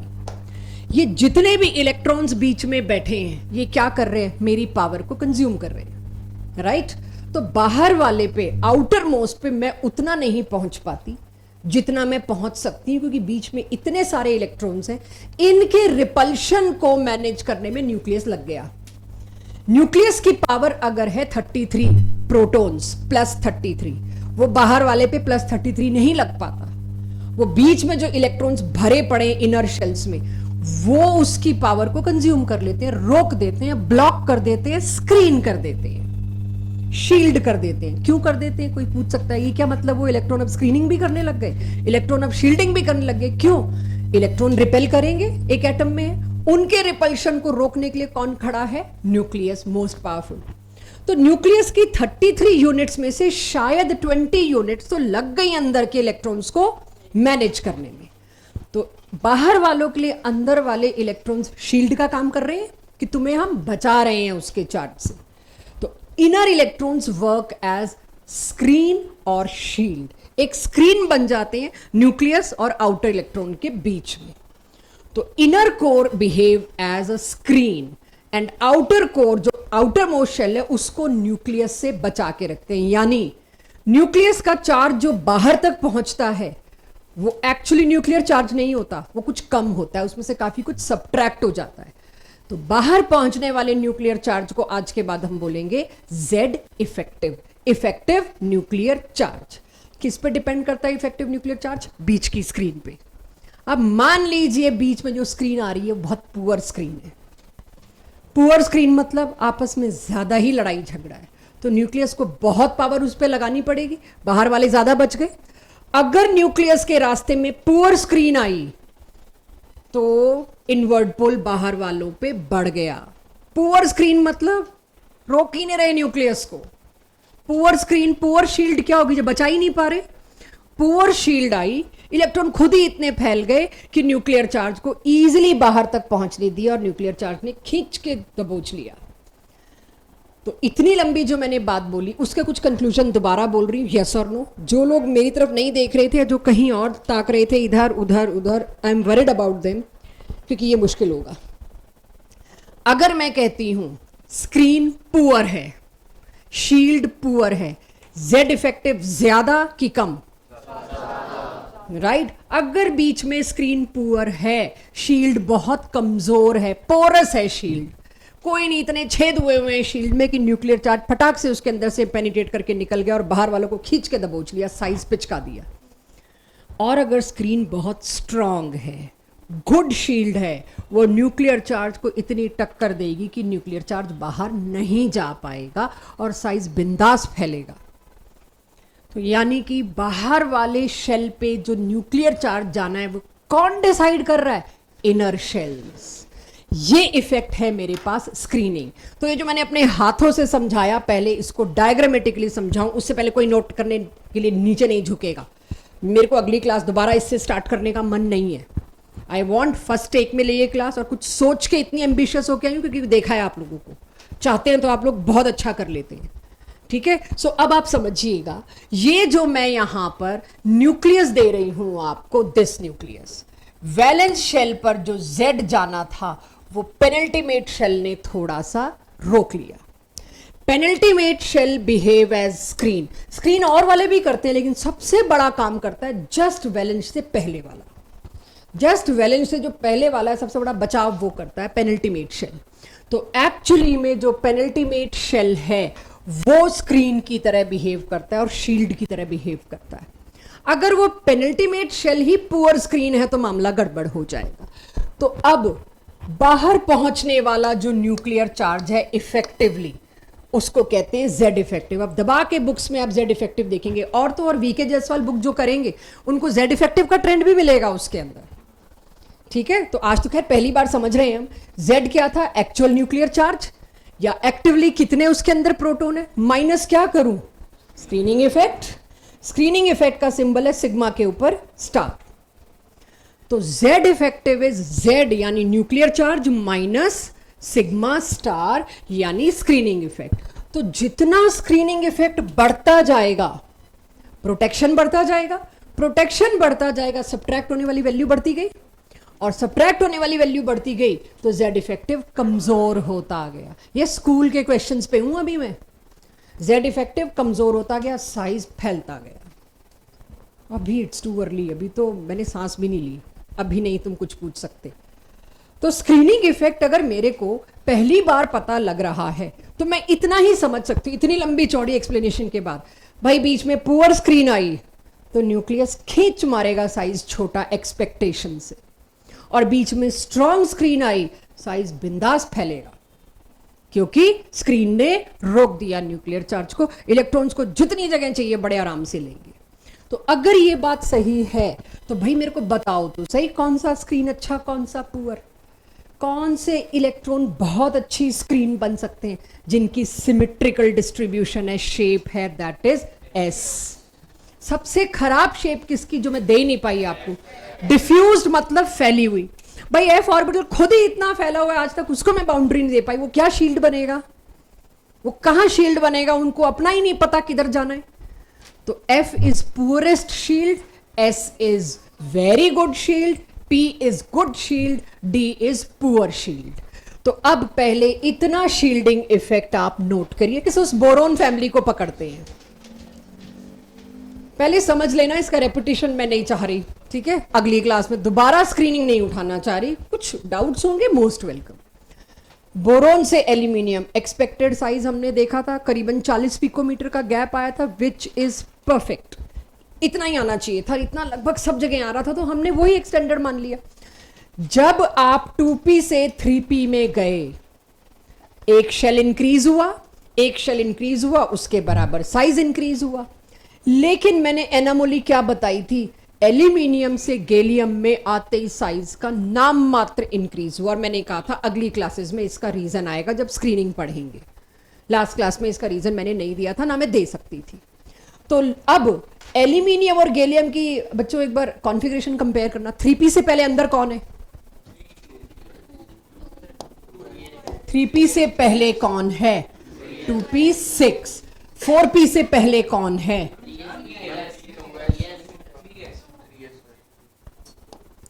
3s2। और इससे पहले कौन है, ये क्या था, गुड स्क्रीन, और ये क्या था, पुअर स्क्रीन। ये अब ध्यान यहां दीजिए प्लीज, मोक्ष आसपास वालों को पढ़ने दो। ये एक पुअर स्क्रीन है।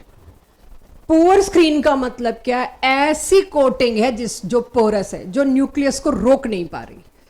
इतनी पुअर स्क्रीन है कि वो जो Z था न्यूक्लियर चार्ज, वो Z इस पे थोड़ा ज्यादा पहुंच गया, जितना पहुंचना चाहिए नहीं था, ऊपर वाले के कंपैरिजन में ज्यादा पहुंच गया। तो साइज तो मैं 40 पिकोमीटर बड़ा समझ रही थी, लेकिन Z इफेक्टिव अचानक इतना बढ़ गया कि बीच वाले ने धोखा दे दिया, तो साइज शायद 35 पिकोमीटर उतना ही घट गया।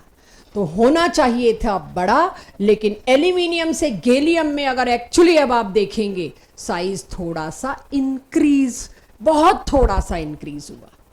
ठीक है, इंक्रीज तो यहां पता नहीं क्यों मैंने डिक्रीज, अच्छा आयोनाइजेशन एंथैल्पी लिखा है, सॉरी अभी साइज पे बात कर रही हूं। बोरोन से एल्यूमिनियम, ये आयोनाइजेशन एंथैल्पी का है, प्लीज पहले साइज पे आइएगा। बोरोन से एल्यूमिनियम साइज ठीक ठाक बढ़ा, लेकिन बोरोन से एल्यूमिनियम से गैलियम साइज उतना नहीं बढ़ पाया, नाम मात्र बढ़ा, अप्रॉक्सीमेटली कंपेरेबल हो गया, नियरली सेम हो गया। फिर गैलियम से इंडियम आए, चेक,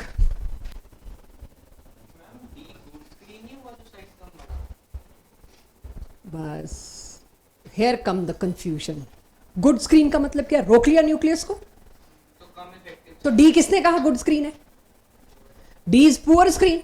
डी पुअर स्क्रीन है, उसने न्यूक्लियस को पास ऑन करने दिया, न्यूक्लियस ने खींच के साइज को छोटा कर दिया, और मैं एक्सपेक्ट कर रही थी 40 पिकोमीटर, पता चला 35 पिकोमीटर, तो सिकुड़ गया। सो अब बोरोन, एल्यूमिनियम, गैलियम, इतना क्लियर हुआ सबको। इसके बाद गैलियम से इंडियम, सेम ही हाल हो गया। इसकी भी स्क्रीन पुअर, इसकी भी स्क्रीन पुअर, दोनों में कंपैरिजन में दोनों की पुअर स्क्रीन थी, जो साइज बढ़ना था बढ़ा, कोई ऐसा एनामोली रिसीव नहीं हुई। तो अभी पहले एनामोली में गैलियम तक की संभालना चाहूंगी, एक बार दोबारा देखो डायग्रामेटिकली, आसान नहीं है समझना। मैं बात करूं बोरोन की, तो बोरोन में पहले कौन था, 2p1 से पहले 2s1, वेरी गुड स्क्रीन। पर ठीक है, मेरे को बोरोन का क्या ही करना है। बोरोन के बाद कौन आया, एल्यूमिनियम, 2p से 3p, शेल बढ़ता है, साइज बढ़ना चाहिए, ये साइज ब्लू कलर में बढ़ा। इसकी screen is 2p and 2p, 3s और 2p दोनों मान लो भाई, ठीक है, एक ही बात है, गुड, दोनों ही गुड स्क्रीन है। पेनल्टीमेट से और अंदर वाले भी स्क्रीन बनते हैं, बट ठीक है, जहां आप समझ पा रहे हैं, बिल्कुल सही समझ पा रहे हैं। इसकी स्क्रीन कौन हुई, 3s, यही बात कर रहे हैं हम एल्यूमिनियम के लिए। तो इसकी जो स्क्रीन 3s है, that is good screen. Good screen का मतलब न्यूक्लियर चार्ज को अंदर ही रोक लिया, बेटा आगे नहीं जाना, साइज बढ़ गया। तो बोरोन से एल्यूमिनियम साइज बढ़ा, लेकिन एल्यूमिनियम से गैलियम साइज में क्या एक्सपेक्ट कर रही थी, ये इतना बड़ा साइज एक्सपेक्ट तो मैं बड़ा ही कर रही थी, डाउन द ग्रुप शेल बढ़ा है तो साइज बढ़ना चाहिए, बट साइज बढ़ा, साथ ही साथ स्क्रीन कौन सी आ गई, पुअर। पुअर स्क्रीन ने क्या किया, पुअर स्क्रीन ने जेड इफेक्टिव को बढ़ा दिया, न्यूक्लियस ने एकदम खींचा, और साइज जो मैं एक्सपेक्ट कर रही थी उसके बजाय एक्चुअल साइज उसी के आजू बाजू आ गया।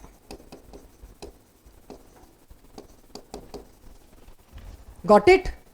तो पुअर स्क्रीन आते ही जेड इफेक्टिव बढ़ेगा, जेड इफेक्टिव बढ़ते ही साइज एक्सपेक्टेड से तो कम हो जाएगा।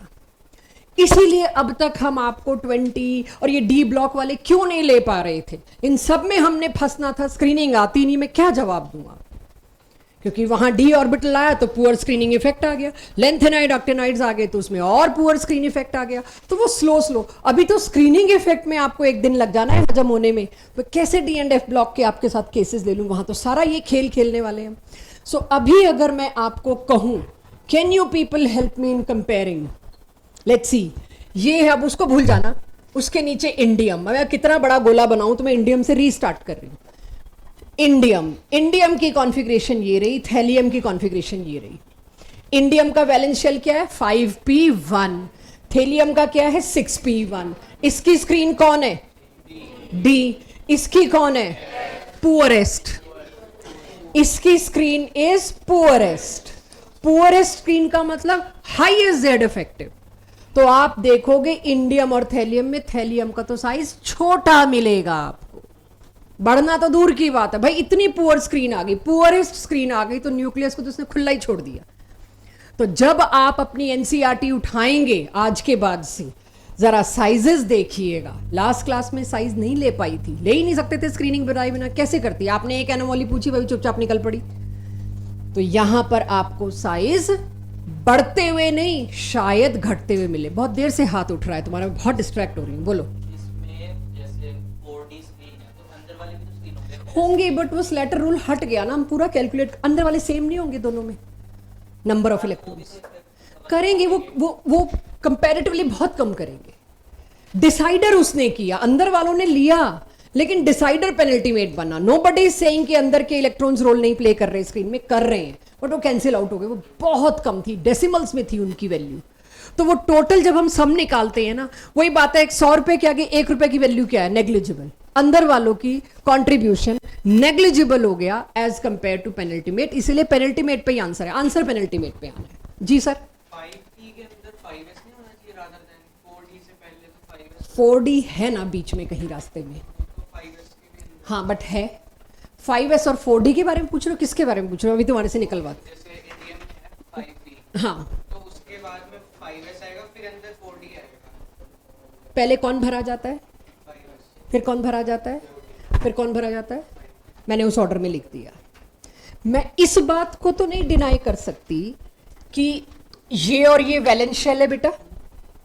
बार बार आप मेरे को टोक भी रहे हैं सभी लोग, मैं उसे इग्नोर कर रही हूं अभी, बट अब ज्यादा हो रहा है तो इसलिए मेरे को बताना पड़ रहा है। ये तो वैलेंस शेल है, पेनल्टीमेट शेल कौन सा है? और फिर नीचे में तो 5D हुआ है तो हाँ, उसकी स्क्रीन आपने पूरा एक नया इंट्रोड्यूस नहीं हो गया और बीच में कहीं। ठीक है, ये पेनल्टीमेट है। अब फिर से वैलेंस शेल कौन सा है? 6। ये कौन सा हुआ? अब जब पेनल्टीमेट और वैलेंस से पहले एक 4F नाम की स्क्रीन आ गई जो और भी पुअर है, उसका इफेक्ट इतना मेजर हो जाएगा पुअरेस्ट स्क्रीन आने की वजह से कि वो पहले ही न्यूक्लियस को बाहर निकलने भेज देगा। आप उसको लो भी मत, चलो छोड़ो, नहीं आप एक्सेप्ट करना चाह रहे। मुझे ये बताइए 4D और 5D में से छोड़ दो, 4F था ही नहीं अभी के लिए, अगली क्लास टाइम जा रहा है, मैं अगली क्लास में दोबारा उठाऊंगी इसको। कौन बड़ा है? 5D। जितना बड़ा उतना डिफ्यूज्ड, उतना पुअर स्क्रीन। इस पे सेटल हो सकते हैं? परफेक्ट। इस पे सेटल हो सकते हैं कि ये ज्यादा पुअर है? परफेक्ट। वैसे मैं नेक्स्ट क्लास में फिर आपको फोर्स करूंगी, 4F के बीच में आने से स्क्रीन बीच के ऑर्बिटल्स की थर्ड क्लास हो गई। ये कोई इफेक्टिव बढ़ा तो देता नहीं ना, बहुत कम घटा। यार अब तुम क्यों कम और ज्यादा पे? जब स्लेटर रूल तुम्हारे सिलेबस से हट गया, क्यों तुमको एग्जैक्ट वैल्यू चाहिए? एक कॉन्सेप्ट तुमको इंट्रोड्यूस करना है, मैंने क्यों नहीं लेना उसको? ये यही हो गया ना, मेरे को एक लाइन पे ही चलना है मैम, मेरे को इस लाइन पे नहीं चलना, चलना तो इसी पे पड़ेगा। कितनी देर में वो बात है। आप अगर एक चीज देखिए, मैं कह रही हूं 4F पहली बार कहीं आया नहीं, आया पेनल्टीमेट के नंबर पे, उससे पहले आ गया एंटी पेनल्टीमेट में, बीच में भी कहीं पर इतना डिफ्यूज पुअरेस्ट स्क्रीन आ गई, न्यूक्लियर चार्ज को तो उसने निकलने को अलाउ कर दिया। एग्रीड डिसाइडर कौन होता है? पेनल्टीमेट। लेकिन 4F is such a poor screen, ये जहां भी आया इसने न्यूक्लियर चार्ज को खुला अलाउ कर दिया। क्लियर है? 4F कहीं भी मिले, पेनल्टीमेट एंटी पेनल्टीमेट, वो स्क्रीनिंग खराब करेगा। पेनल्टीमेट में D मिल जाए, P मिल जाए, S मिल जाए, तो गुड स्क्रीन कौन सी होगी बच्चों? S। P क्या होगी? वो भी गुड स्क्रीन है, but more good is S, then P, then D and then F। Poorest screen की कैटेगरी में कौन आ गया? F। वो कहीं भी हो, पेनल्टीमेट या एंटी पेनल्टीमेट। टाइम की कमी की वजह से शब्दों को कम कर रही हूं, लेकिन कॉन्सेप्ट को नहीं खराब करेंगे आप लोग। क्या सभी को स्क्रीनिंग इफेक्ट क्लियर हो गया? एक राउंड में। नेक्स्ट क्लास में मैं आपको एक बार दोबारा दिखाऊंगी। अब आयोनाइजेशन एंथैल्पी के ट्रेंड की तो बात ही नहीं हुई, तो साइज की बात होती रह गई। अब आप एक चीज सोचिए, बोरोन से एल्यूमिनियम साइज बढ़ा तो आयोनाइजेशन एंथैल्पी क्या होगी? घटेगी। लेकिन एल्यूमिनियम से गैलियम में साइज लगभग बराबर सा रहा, तो आयोनाइजेशन एंथैल्पी इसकी कम की ज्यादा? क्यों? Nuclear charge. There you go. मैंने तब भी कहा था न्यूक्लियर चार्ज क्यों पढ़ा रही हूं, मेरे को तो पता था क्या आना है आगे, मुझे तो भी पता है अगले साल भी क्या आना है। न्यूक्लियर चार्ज इसीलिए पढ़ा रही हूं, कभी तो फंसोगे जहां साइजेस कंपेरेबल हुए। अड़ोसी पड़ोसी नहीं है ये तो अलग ही शेल है जिसमें साइज बहुत मेजर बढ़ता है। तो यहां पर साइजेस ऑलमोस्ट कंपेरेबल, तो आयोनाइजेशन एंथैल्पी एल्यूमिनियम के बाद गैलियम की मैं एक्सपेक्ट कर रही थी सेम ही रह लेती। सेम क्यों रहे भाई? न्यूक्लियर चार्ज कितना बढ़ रहा है, 5-7 वैल्यू नहीं, कितना ज्यादा बढ़ रहा है। तो इतना ज्यादा न्यूक्लियर चार्ज बढ़ रहा है तो ionisation enthalpy down the group में बढ़ती हुई भी मिल गई मेरे को, with a complete logical answer. उसके बाद फिर घटेगी। लेकिन जब इंडियम से थैलियम हम आए, अंदर फिर एक पुअर स्क्रीन थी, एंटी पेनल्टीमेट में ही सही, क्योंकि 4F तो सारी जिंदगी एंटी पेनल्टीमेट में आएगा बच्चों, वो तो कोई पेनल्टीमेट में आ ही नहीं सकता। तो इतनी खराब स्क्रीन थी, उसने फिर साइज में ऑलमोस्ट कंपेरेबल सा दे दिया, तो इसकी फिर बढ़ेगी। ये दो केसेस जो हैं आपको 13th ग्रुप में खराब कर गए। लेकिन फर्स्ट टाइमर के हिसाब से ये इनफ डिटेल है। मुझे बताइएगा, सिर्फ आयोनाइजेशन एंथैल्पी और साइज ऑफ दिस ग्रुप को लेके किसी को कोई कंफ्यूजन? ये डायग्राम अपने आप में सबसे अच्छा है स्क्रीनिंग इफेक्ट समझने के लिए कि मैंने डॉटेड डॉटेड जो बनाया है वो क्या बनाया है, पुअर स्क्रीन। पुअर स्क्रीन थी, इफेक्टिव चार्ज ऊपर पहुंच गया और उसने साइज को एक्सपेक्टेड से छोटा कर दिया, मतलब जितना मैं बड़ा एक्सपेक्ट कर रही थी उतना इंक्रीज नहीं हुआ। बोरोन, एल्यूमिनियम एंड गैलियम, ये मैंने किसका ट्रेंड दिया है? आयोनाइजेशन एंथैल्पी का। मनते जी किसका ट्रेंड है? साइज का। सभी लोगों का ध्यान यहां रहे, मुझे भी पता टाइम क्या हो रहा है पर ध्यान यहां रहे। ये किसका ट्रेंड है बच्चों? और कभी यहां ऐसे मिले तो भी चल जाएगा। आयोनाइजेशन एंथैल्पी का ट्रेंड क्या होगा?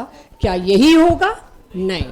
आयोनाइजेशन एंथैल्पी में ऑफ कोर्स बोरोन की सबसे ज्यादा, फिर गैलियम की, उसके बाद किसकी? एल्यूमिनियम की। इस तरह से स्क्रीनिंग इफेक्ट आपको प्रॉब्लम दे सकता है अगर आपने इसको ढंग से समझा नहीं तो एनसीईआरटी बेसिक के हिसाब से पांचों फैक्टर्स हो गए। इसके बाद का नोट कर लीजिएगा अगली क्लास में। मुझे बताइए एलिमेंट बी की पहली आयोनाइजेशन एंथैल्पी, दूसरी, तीसरी, चौथी, पांचवी, इसकी वैलेंसी गेस कर सकते हो? बी की जब ड्रास्टिक इंक्रीज मिल रहा है आयोनाइजेशन एंथैल्पी में, मतलब क्या है? देखो 800 से 1500 लगभग डबल हुआ, 1500 से 2600 ये भी डबल से थोड़ा सा कम है, 2600 से सीधे 10,000, मतलब चौथा इलेक्ट्रॉन तुम किससे निकाल रहे हो? नोबल गैस कॉन्फ़िगरेशन से। यानी इसकी वैलेंसी कितनी थी? इसके वैलेंस शेल में कितने इलेक्ट्रॉन थे? 3। ठीक है। सी वाले की इसके वैलेंस शेल में एक की इलेक्ट्रॉन था, ये एल्कली मेटल था। ये मैं उसी क्वेश्चन की शुरू में बात कर रही थी आपसे। ABC जो भी 8-10 एलिमेंट देके पूछेंगे, इसमें से एल्कली मेटल ढूंढो, इसमें से नोबल गैस ढूंढो, इसमें से आप पिनाकोजेंस यानी नाइट्रोजन फैमिली ढूंढो, तो इस तरह का कुछ कुछ आपको मिलेगा। सी में कितनी बताई आपने? 1, ये एल्कली मेटल का है। डी में एल्कलाइन अर्थ मेटल का है। इसके आगे के क्वेश्चन हम नेक्स्ट क्लास में लेंगे जो डीपीपी का है। इतना मैं कह सकती हूं 95% डीपीपी हो जाएगी, इक्का दुक्का कोई डाउट आएगा उसके लिए आगे मैंने ऑलरेडी क्वेश्चंस कर रखे हैं, तब आपसे डिस्कस करेंगे। ठीक है।